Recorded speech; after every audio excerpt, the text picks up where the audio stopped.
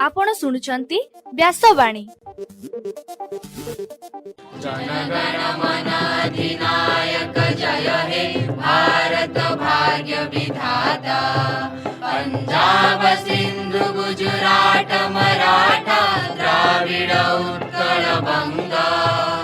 विंध्य हिमाचल यमुना गंगा उच्छल जलधि तरंगा।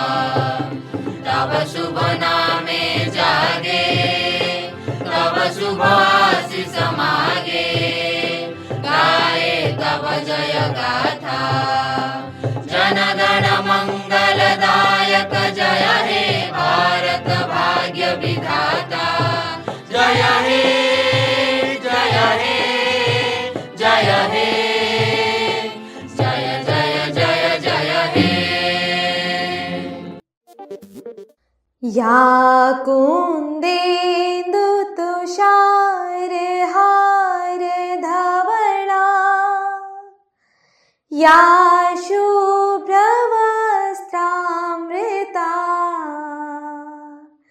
या वीणा वरदण्ड मण्डितकरा।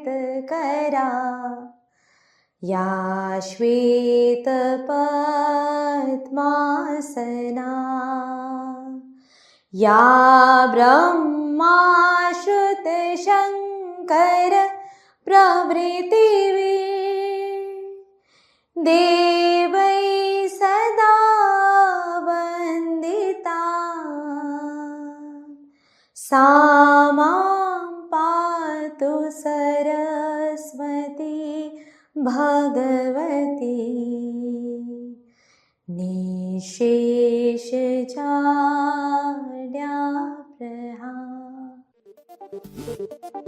नमस्कार व्यासवाणी खबर सहित मु अभिषेक। प्रथमे मुख्य खबर। बालेश्वर जिले में स्वास्थ्य भित्तिभूमिर उन्नति पर केंद्र मंत्री अश्विनी वैष्णव 3,10,00,000 टंका सुपारिश कले। राज्य कैबिनेट बैठक में 6टी विभागर 10टी प्रस्ताव पारित। राज्य में बन्या पीड़ितों 136 कोटी टंका सहायता राशि घोषणा कले राजस्व मंत्री सुरेश पुजारी। ओडिशा रे 3टी सरकारी मेडिकल कॉलेज 11टी पोस्ट डिप्लोमा सीट को अनुमोदन मिलिला। महाप्रभु बनक नीति आज साधारण दर्शन 4 घंटा बंद रहिबो। संसदर मौसुमी अधिवेशन आज शेष हेबो। मुंबई रे भूस्खलन जोगु 7 जनक मृत्यु। आज विश्व अंगदान दिवस पालन करा जायछि। भारत और अफगानिस्तान मध्य 3 मैच विशिष्ट टी20 सीरीज आसंता सेप्टेम्बर मासरे खेला जिवो एवं आज राज्यर विभिन्न स्थान में घड़घड़ी सहित प्रबल वर्षा हेबा नहीं पाणीपाग विभाग पक्षर सूचना जारी। एबे संपूर्ण खबर। बालेश्वर जिले में स्वास्थ्य भित्तिभूमिर उन्नति पर केंद्र मंत्री अश्विनी वैष्णव अर्थ अनुदान पर सुपारिश करिसेंति। जिलार स्वास्थ्य सेवा को अधिक सुदृढ़ करने और लोकों को उन्नत चिकित्सा सुविधा जोगाई देवा लक्ष्य मोट 3,10,00,000 टंका अनुदान पर सुपारिश करा जायछि। एही अर्थरे जिलार विभिन्न स्वास्थ्य केन्द्र भित्तिभूमि चिकित्सा सुविधा और आवश्यक उपकरण व्यवस्था उन्नति आनिबा को गुरुत्व दिया जायछि। एहा द्वारा बालेश्वर जिला रोगी माने निज अंचल रे अधिक उन्नत स्वास्थ्य सेवा पाई परिबे। गतकाली राज्य कैबिनेट एक गुरुत्वपूर्ण बैठक अनुष्ठित हो जाइछि।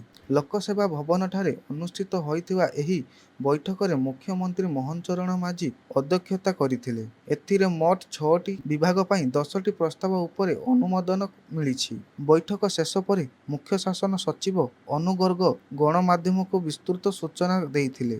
एही सूचना अनुसार सरकारी कार्य को अधिक डिजिटाल करने सहित ब्लॉक स्तरीय पर्यंत समस्त सरकारी ऑफिस कार्य को पेपरलेस करने को प्रस्ताव पारित होइथिबा श्रीमती गर्ग कहिथिले। राज्य सरकार बन्य पीड़ितों पई आउ 136 कोटी टंका सहायता घोषणा करा जायछि। निकटरे होइथिबा बन्या रे 15 रु अधिक जिला प्रभावित होइथिबा बेले बालेश्वर, भद्रक, जाजपुर और केन्दुझर सर्वाधिक क्षयक्षति घटिछि। ରାଜସ୍ୱ ବିପର୍ଯ୍ୟୟ ପରିଚାଳନା ମନ୍ତ୍ରୀ ସୁରେଶ ପୂଜାରୀ କହିଛନ୍ତି ଯେ ବନ୍ୟାରେ ରାଜ୍ୟରେ ମୋଟ 5044 ଘର କ୍ଷତିଗ୍ରସ୍ତ ହୋଇଛି। ଏହା ପୂର୍ବରୁ ପ୍ରଥମ ପର୍ଯ୍ୟାୟରେ 110 କୋଟି ଟଙ୍କା ସହାୟତା ମଞ୍ଜୁରୀ କରାଯାଇଥିଲା। ବାଲେଶ୍ୱର, ଭଦ୍ରକ, ଯାଜପୁର ଓ କେନ୍ଦୁଝରକୁ ଅତିରିକ୍ତ ସହାୟତା ମଧ୍ୟ ପ୍ରଦାନ କରାଯାଇଛି। ବନ୍ୟା ପ୍ରଭାବିତ ଅଞ୍ଚଳରେ ଚାଉଳ, ଚୂଡ଼ା ଓ ଗୁଡ଼ ସମେତ ବିଭିନ୍ନ ରିଲିଫ ସାମଗ୍ରୀ ବଣ୍ଟନ କରାଯାଇଥିବା ସରକାର ସୂଚନା ଦେଇଛନ୍ତି। ଓଡ଼ିଶାର 3ଟି ସରକାରୀ ମେଡିକାଲ କଲେଜ 11ଟି ପୋଷ୍ଟ ଡିପ୍ଲୋମା ସିଟ୍କୁ ଅନୁମୋଦନ ମିଳିଛି। ରାଜ୍ୟର 3ଟି ସରକାରୀ ମେଡିକାଲ କଲେଜ 5ଟି ବସ୍ ସ୍ପେସିଆଲିଟିରେ ମୋଟ 11ଟି ପୋଷ୍ଟ ଡିପ୍ଲୋମା DNT ସିଟ୍କୁ ମାନ୍ୟତା ପ୍ରଦାନ କରାଯାଇଛି। ପୁରୀ ଶ୍ରୀ ଜଗନ୍ନାଥ ମେଡିକାଲ କଲେଜ ଏବଂ ହସ୍ପିଟାଲ, ବଲାଙ୍ଗୀର ସ୍ଥିତ ଭୀମଭୋଇ ମେଡିକାଲ କଲେଜ ଏବଂ ହସ୍ପିଟାଲ, କୋରାପୁଟ ସ୍ଥିତ ଶହୀଦ ଲକ୍ଷ୍ମୀ ନାରାୟଣ ମେଡିକାଲ କଲେଜ ଏବଂ ହସ୍ପିଟାଲ ସିଟ୍ଗୁଡ଼ିକୁ ମାନ୍ୟତା ପ୍ରଦାନ କରାଯାଇଛି। ଶ୍ରୀମନ୍ଦିରରେ ଆଜି ଶ୍ରୀବିଗ୍ରହଙ୍କ ବନକ ଲାଗି ନୀତି ଅନୁଷ୍ଠିତ ହେବ।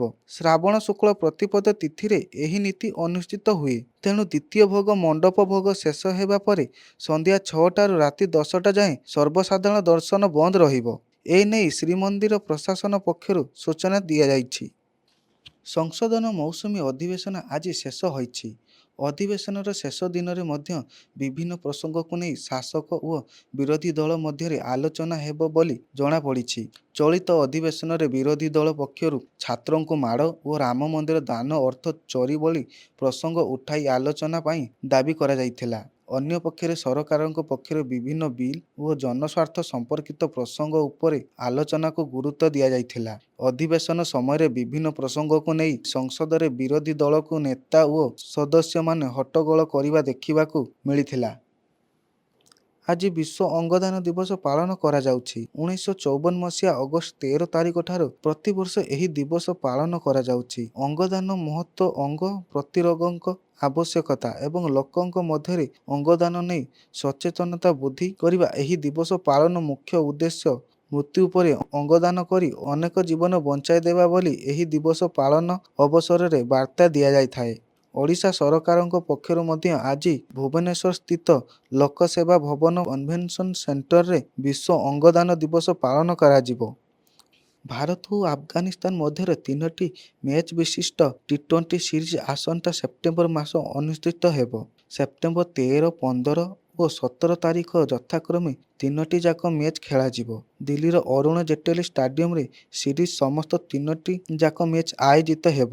ଉଲ୍ଲେଖନୀୟ କଥା ହେଉଛି ଏହି ସିରିଜ ଆଫଗାନିସ୍ତାନ କ୍ରିକେଟ ବୋର୍ଡ ଆୟୋଜନ କରିବ। କିନ୍ତୁ ଭାରତୀୟ ଦଳ ସିରିଜ ଖେଳିବାକୁ ଆଫଗାନିସ୍ତାନ ଯିବେ ନାହିଁ। ପୂର୍ବରୁ ଆଫଗାନିସ୍ତାନ ଏହି ଘରୋଇ ଭେନ୍ୟୁ ଭାବେ ଭାରତକୁ ଚୟନ କରି ଅଧିକାଂଶ ସିରିଜ ଏଠାରେ ଖେଳିଛି। BCCI ପକ୍ଷରୁ ମଧ୍ୟ ଏଥିଲାଗି ସବୁଜ ସଂକେତ ମିଳିଛି। ପାଣିପାଗ ଖବର। ଉତ୍ତର ବଙ୍ଗୋପସାଗରରେ ସୃଷ୍ଟି ହୋଇଥିବା ଏକ ସକ୍ରିୟ ଲଘୁଚାପ କ୍ଷେତ୍ର ଯୋଗୁଁ ଆଜି ଓଡ଼ିଶାର ବିଭିନ୍ନ ଜିଲ୍ଲାରେ ଘଡ଼ଘଡ଼ି ସହ ପ୍ରବଳରୁ ଅତି ପ୍ରବଳ ବର୍ଷା ହେବା ନେଇ ଭାରତୀୟ ପାଣିପାଗ ବିଭାଗ ପକ୍ଷରୁ ସତର୍କ ସୂଚନା ଜାରି କରାଯାଇଛି। ଏବେ ଆସନ୍ତୁ ଶୁଣିବା ଆଜିର ସ୍ୱାସ୍ଥ୍ୟବାଣୀ। ବଜ୍ରପାତ ବା ଘଡ଼ଘଡ଼ି ଏକ ପ୍ରାକୃତିକ ବିପର୍ଯ୍ୟୟ। କେବଳ ସାବଧାନତା ଏବଂ ସଚେତନତା ଦ୍ୱାରା ବଜ୍ରପାତ ବିପତ୍ତିରୁ ନିଜକୁ ସୁରକ୍ଷିତ ରଖିପାରିବେ। ବଜ୍ରପାତ ଶବ୍ଦ ଶୁଣିବା ମାତ୍ରେ ଖୋଲା ସ୍ଥାନରୁ କୌଣସି ପକ୍କା ଘର ଭିତରକୁ ଚାଲି ଯାଆନ୍ତୁ। ଘର ଭିତରେ ଥିଲେ କବାଟ, ଝରକା ବନ୍ଦ କରିଦିଅନ୍ତୁ ଏବଂ କାନ୍ଥ ଠାରୁ ନିଜକୁ ଦୂରେଇ ରଖନ୍ତୁ।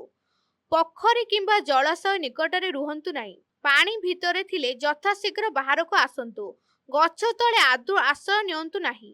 ଖୋଲା ପଡ଼ିଆରେ ଛିଡ଼ା ହୋଇ ରୁହନ୍ତୁ ନାହିଁ। ବିଲରେ କାମ କରୁଥିଲେ ତୁରନ୍ତ ସେହି ସ୍ଥାନରୁ ଏକ ଶୁଖିଲା ସ୍ଥାନକୁ ଚାଲି ଯାଆନ୍ତୁ। ଅତି କମରେ ପାଣିରୁ ଉଠି ହିଡ଼ ଉପରକୁ ଉଠି ଆସନ୍ତୁ। ସାଇକେଲ କିମ୍ବା ମୋଟର ସାଇକେଲ ଚଲାଉଥିଲେ ନିରାପଦ ସ୍ଥାନରେ ଆଶ୍ରୟ ନିଅନ୍ତୁ। ବିଦ୍ୟୁତ ଖୁଣ୍ଟି କିମ୍ବା ତାରଠାରୁ ଦୂରେଇ ରୁହନ୍ତୁ। ହାତରେ ମାଛ ଧରା ବନିଶୀ, ଲୁହା ବେଣ୍ଟ, ଛତା କିମ୍ବା ଲୁହା ଛଡ଼ ଧରନ୍ତୁ ନାହିଁ। ଘଡ଼ଘଡ଼ି ସମୟରେ ମୋବାଇଲ ଫୋନ, ବୈଦ୍ୟୁତିକ ଉପକରଣ ବ୍ୟବହାର କରନ୍ତୁ ନାହିଁ। ବଜ୍ରପାତ ସମୟରେ ଯଦି ଏକାଧିକ ଲୋକ ଏକତ୍ରିତ ଥାନ୍ତି, ପରସ୍ପର ଠାରୁ ଅଲଗା ହୋଇ ରହିଲେ ଆଘାତ ସଂଖ୍ୟା କମିଥାଏ। ବଜ୍ରପାତ ଠାରୁ ନିଜକୁ ସୁରକ୍ଷିତ ରଖିବା କୌଶଳ ସମ୍ପର୍କରେ ରେଡିଓ ବାର୍ତ୍ତା ଶୁଣନ୍ତୁ ଏବଂ ଟେଲିଭିଜନରେ ପ୍ରସାରିତ ସତର୍କତାମୂଳକ ପଦକ୍ଷେପ ସବୁ ଦେଖନ୍ତୁ। ବଜ୍ରପାତ ସମୟରେ ସତର୍କ ରୁହନ୍ତୁ। ନିଜର ମୂଲ୍ୟବାନ ଜୀବନ ବଞ୍ଚାନ୍ତୁ। ଆଜିର ଖବରକୁ ଏଇଠି ରଖୁଛୁ। ନମସ୍କାର।